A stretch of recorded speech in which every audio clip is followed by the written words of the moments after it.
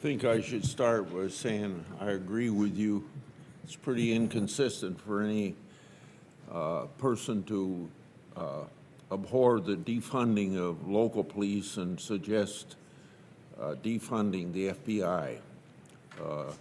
We've got to make sure that the FBI is doing what FBI should do, and that takes resources. Another thing I think that I have pointed out during August on this whole issue is that everybody maybe thinks about from top to bottom that there's problems in the FBI. I never hear from Iowans about the dozens of FBI agents that we have working the grassroots of the Midwest, that there's any problems there. But I think there really are problems at Central FBI that we have to work on. And we should have extraordinary confidence in the FBI. And I think they've lost a lot of their credibility and this isn't just the recent incident that you referred to, Mr. Chairman. This is over the last maybe good part of a decade anyway, some things that have gone on, mostly related to the two words political bias. In regard to today's meeting, we've requested that the judicial nominees on the markup for the first time be held over. We can vote on 2 U.S. Marshal nominees on the agenda.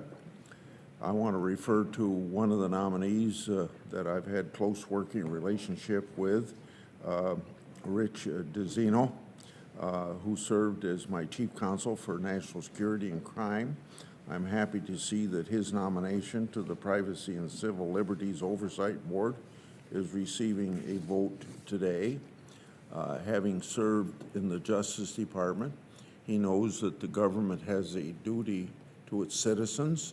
The government has a responsibility to protect fellow Americans. He also understands the need to protect civil liberties and privacy. I'm also confident that Rich understands how to work in a bipartisan and nonpartisan way. He did it repeatedly while working on this committee, and I think it's important that he'll bring that ability to the board. I want to say a few words on some of the bipartisan bills that I've worked their way through this committee and through the Senate. First, this committee has discharged the Eagles Act and is currently on the hotline to pass the Senate. I've worked with the parents of victims from the Parkland, Florida, with the attorneys general of 40 states, with 10 Senate co-sponsors from both sides of the aisle, and with a bipartisan team, including Representative Deutsch and Diaz Barrett in the House to move this bill forward. The bill will give the Secret Service the resources they need to help organizations who voluntarily request training on the signs of when a person is mobilizing towards violent or interdict them, and particularly if they require mental health care. It's long past time that the community organizations, particularly our school districts that want this training, finally are able to get it so that future tragedies can be prevented. I hope this bill will pass the Senate soon. Second, with Senators Feinstein and Schatz, I've led a bill to expand cannabis research. This bill has passed the Senate and now the House with a few revisions, and I look forward to it passing the Senate again and becoming law. The Senate passed 2 House bills during Police Week before the beginning of the last recess. One was the House companion of a bill that I co-sponsored with Senator Ossoff, giving resources to police to deal with victims of traumatic brain injury, but the House has not moved on the 4 pro-police bills sent over by the Senate after being voted out of this committee.